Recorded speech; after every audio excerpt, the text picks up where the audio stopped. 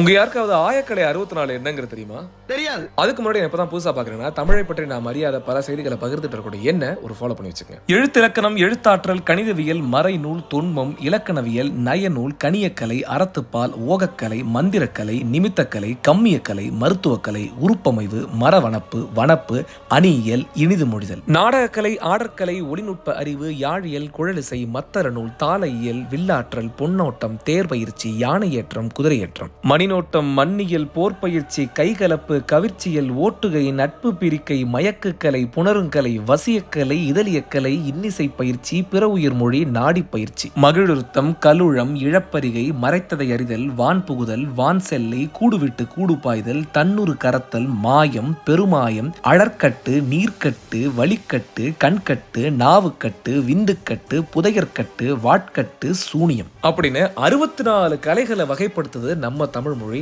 அதுதான் ஆயக்கலை 64. நமக்கு தெரிஞ்ச அந்த பாட்டு, டான்ஸ், ஓவியம் இந்த மாதிரி தான். ஆனா இதை தாண்டி எத்தனை விதமான கலைகளை நம்ம தமிழ் மொழி வகைப்படுத்துதுன்னு பாருங்க.